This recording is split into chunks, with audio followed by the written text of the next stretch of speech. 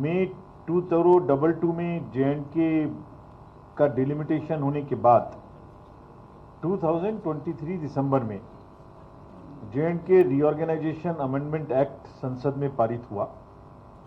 That was in दिसंबर 2023 और उसके बाद से ही कमीशन के लिए स्टार्टिंग पॉइंट प्रारंभ हुआ कि अब हम चुनाव यहां कराने के लिए सारी लीगल प्रोसेसेस कंप्लीट हो चुके हैं एंड दिस मीन्स दिसंबर 23 से पहले हम चुनाव करा भी नहीं सकते थे। लोकसभा चुनाव के समय आपसे सबसे मुलाकात हुई थी, हमने सबका फीडबैक लिया था।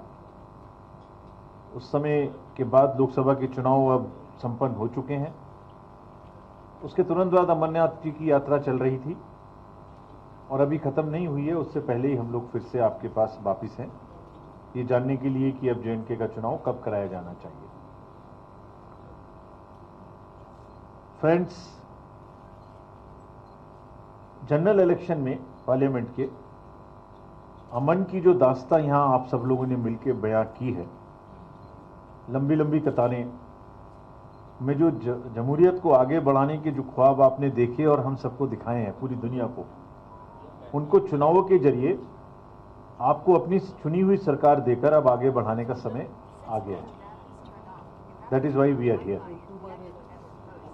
अगर लोकसभा के चुनाव के बारे में पहले थोड़ी बात करें तो उस दौरान जो हमने भागीदारी देखी वो काबिले तारीफ है।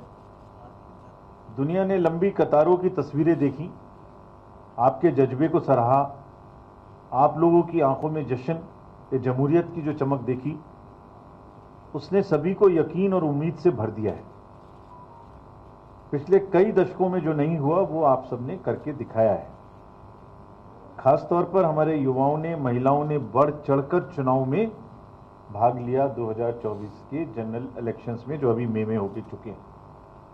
आपने लोकतंत्र को चुना है, शांति और सद्भावना को चुना है और इस तरीके के मापदंड आप लोगों ने एस्टेब्लिश किए हैं, चाहे वो वोटर परसेंटेज के हों, चाहे वो प्रत्याशियों की भागीदारी के हों, वो एक स्टैंडर्ड स्थापित हुए हैं और अब हमारे सामने उन स्टैंडर्ड्स को क्रॉस करने की चुनौती है। आपने जो बुनियाद बनाई है अब उस पर बुलंद इमारत सजानी है, नई मंजिलें, नए आसमान को पाना है और गोया समय अब आ गया है। और कोई भी अंदरूनी ताकत या बाहरी ताकत अगर दखल अंदाजी करके सोचती है कि हम चुनावों को डिरेल कर सकते हैं तो नहीं कर सकते।